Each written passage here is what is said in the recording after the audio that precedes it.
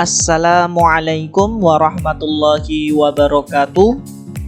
Selamat pagi teman-teman semuanya, dan selamat pagi anak-anak semuanya.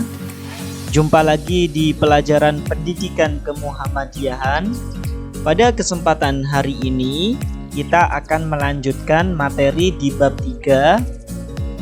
Pada pagi hari ini kita akan mempelajari materi terkait dengan makna lirik lagu Sang Surya.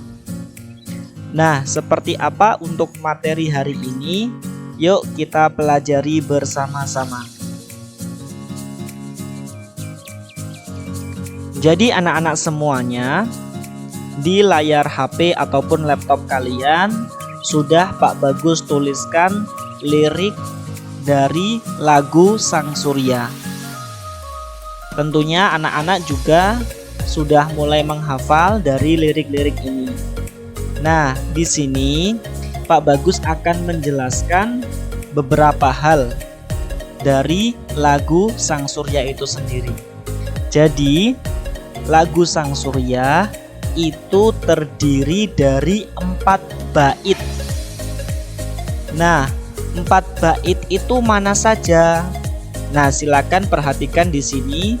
Jadi ini adalah bait pertama. Ya, itu adalah bait pertama. Kemudian ini adalah bait kedua. Kemudian ini adalah bait ketiga. Dan ini adalah bait keempat.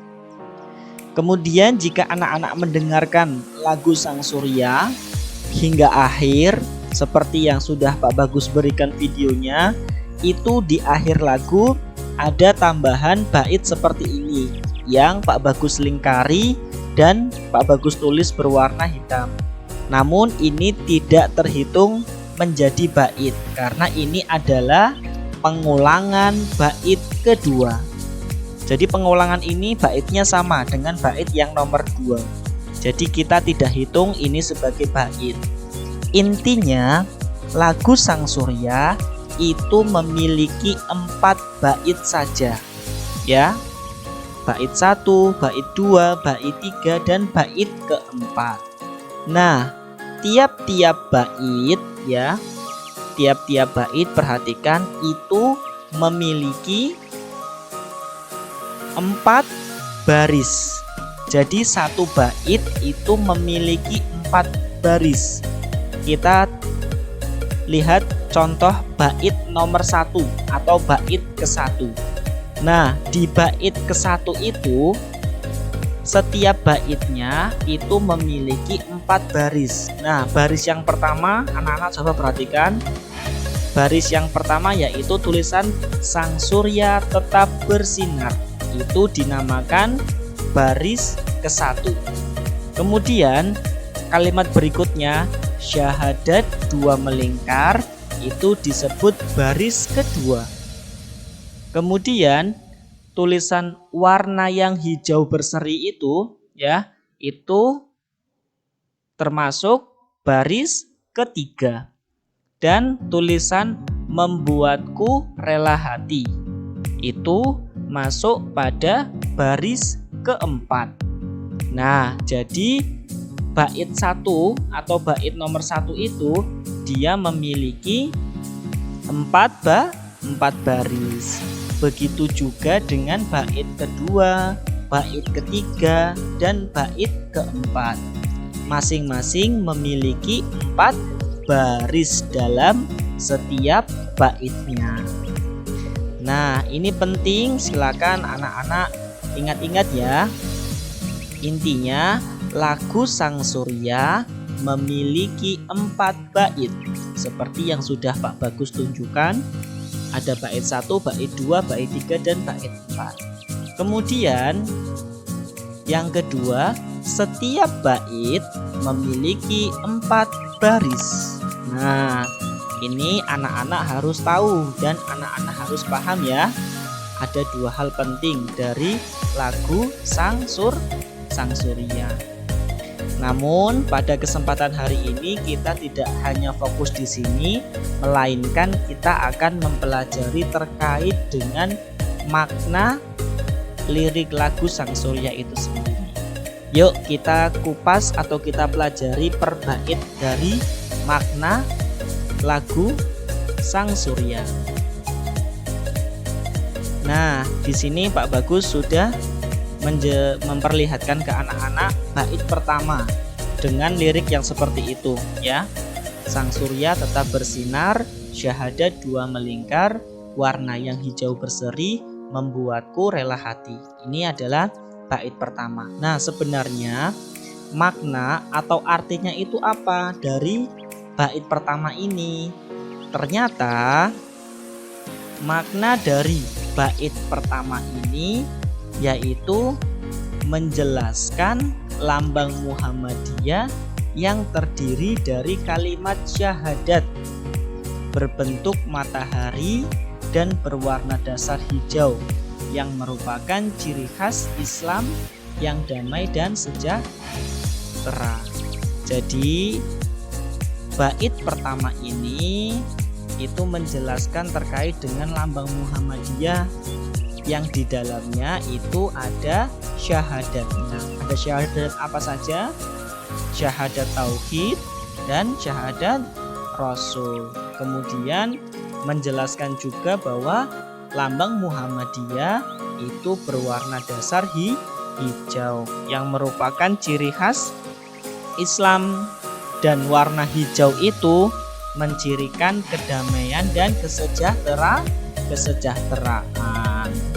Ini adalah makna dari bait yang pertama. Kemudian di situ ada kalimat damai dan sejahtera. Nah, di sini Pak Bagus ingin memperlihatkan ke anak-anak contoh sikap mencintai perdamaian. Ya, jadi kita sebagai seorang muslim harus mencintai perdamaian. Ya, jadi tidak saling bermusuhan.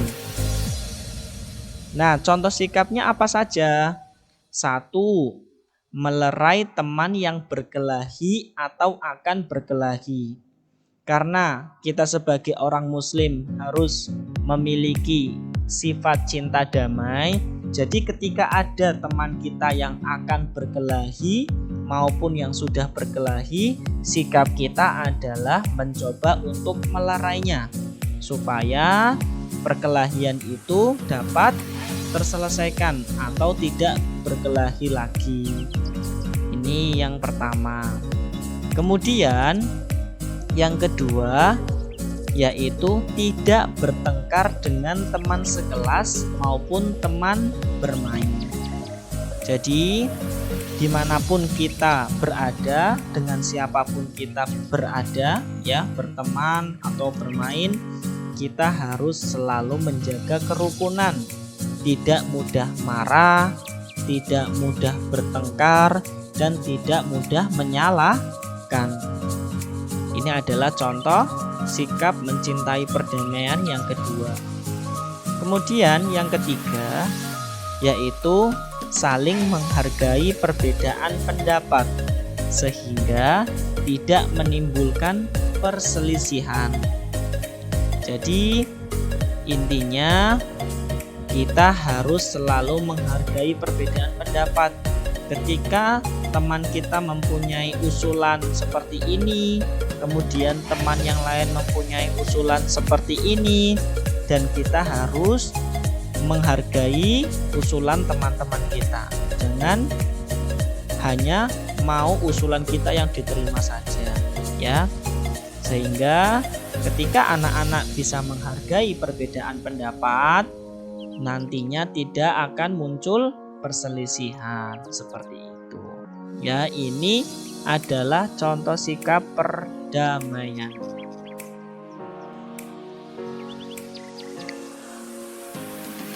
Selanjutnya anak-anak, kita masuk di bait yang kedua. Jadi untuk bait yang kedua liriknya berbunyi, ya Allah Tuhan Robbiku, Muhammad junjunganku, Al-Islam agamaku, Muhammadiyah gerakanku. Ini adalah bait kedua dan juga bunyi liriknya.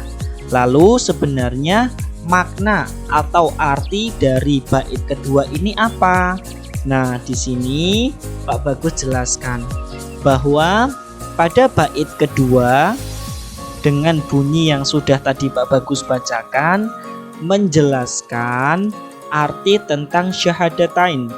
Jadi di bab 2 ini atau di bait kedua ini itu menjelaskan tentang arti syahadatain. Jadi syahadatain itu sekali lagi ada syahadat tauhid dan syahadat rasul. Syahadat tauhid itu letaknya di atas tulisan Arab Muhammadiyah, dan syahadat rasul itu letaknya di bawah dari tulisan Arab Muhammadiyah.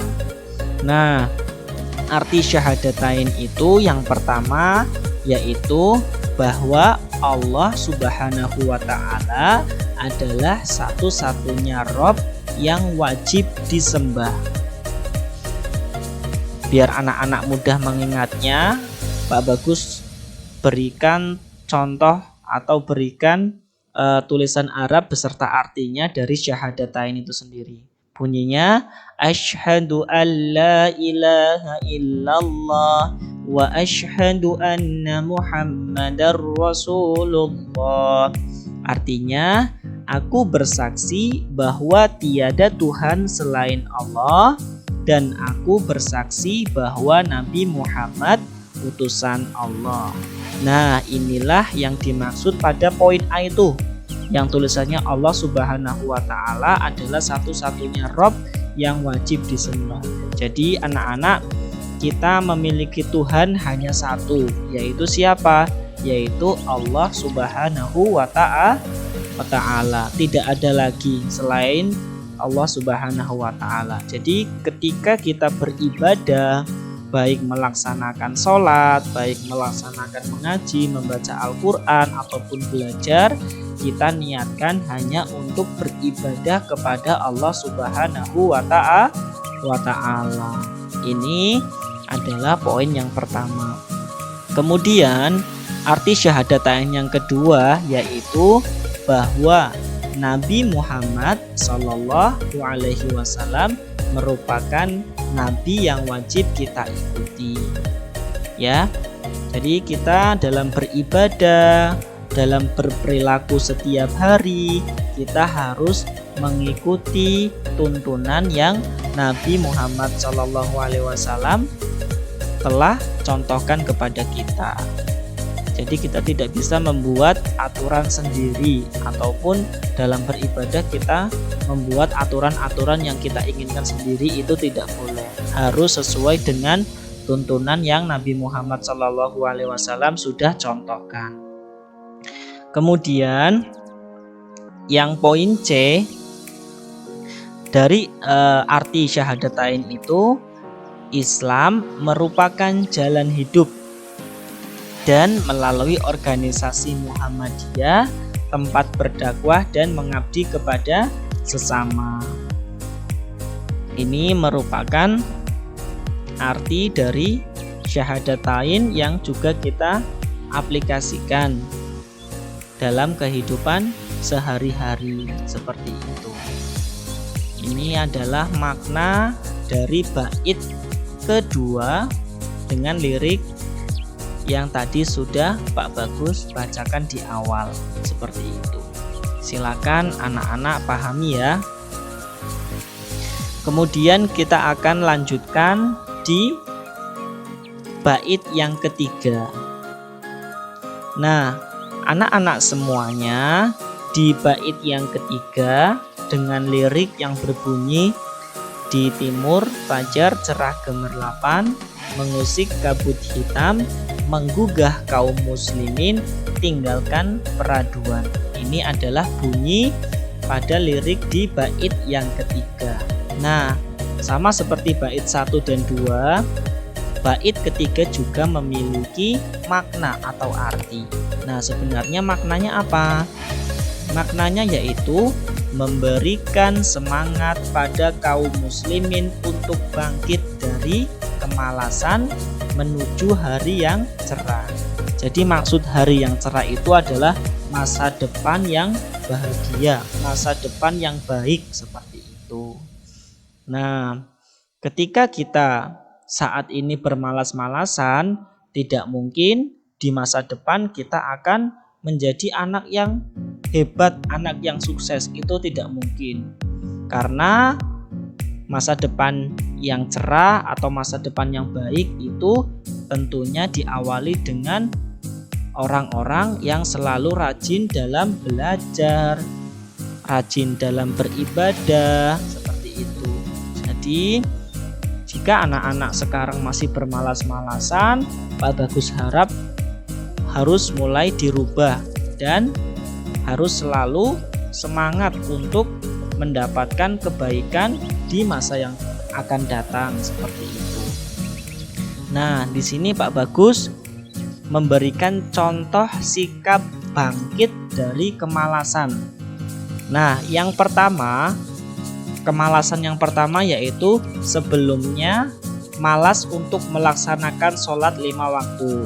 Nah, ini bangkitnya. Kemudian bangkit dan rajin untuk selalu melaksanakan sholat 5 waktu. Ini adalah contoh dari yang sebelumnya malas untuk sholat 5 waktu, kemudian bangkit dan rajin untuk selalu melaksanakan sholat 5 waktu. Ini untuk meraih masa depan yang lebih baik atau masa depan yang sukses, yang cerah, seperti itu. Kemudian contoh sikap bangkit dari kemalasan yang kedua yaitu sebelumnya malas untuk mengaji dan membaca Al-Quran. Kemudian bangkit dan semangat untuk selalu mengaji dan membaca Al-Quran. Contoh yang kedua yaitu anak-anak yang biasanya malas untuk mengaji dan membaca Al-Quran, kemudian bangkit dan semangat untuk selalu mengaji dan membaca Al-Quran setiap hari. Kemudian contoh yang ketiga yaitu sebelumnya malas untuk belajar secara rutin. Nah, kemudian dia bangkit karena pengen sukses, karena pengen berhasil di masa yang akan datang. Dia akhirnya giat untuk belajar secara rutin setiap hari. Jadi inilah 3 contoh dari sikap yang tadinya bermalas-malasan, kemudian akhirnya dia bangkit karena ingin sukses di masa depan dengan memperbanyak sholatnya, dengan selalu tepat sholat 5 waktu, dengan yang sebelumnya malas mengaji kemudian akhirnya dia menjadi orang atau menjadi anak yang rajin mengaji, dan yang sebelumnya malas belajar kemudian dia rajin belajar karena ingin masa depannya menjadi orang yang sukses, seperti itu ya. Ini adalah makna dan contoh dari bait ketiga untuk lirik yang tadi sudah Pak Bagus bacakan. Nah, yang keempat atau bait yang terakhir, bait yang keempat, bunyi liriknya adalah lihatlah matahari telah tinggi di ufuk timur sana, seruan ilahi Robi sami'na wa atokna. Nah, anak-anak, sami'na wa atokna itu artinya kami mendengar dan kami taat. Itu adalah arti dari sami'na wa atokna.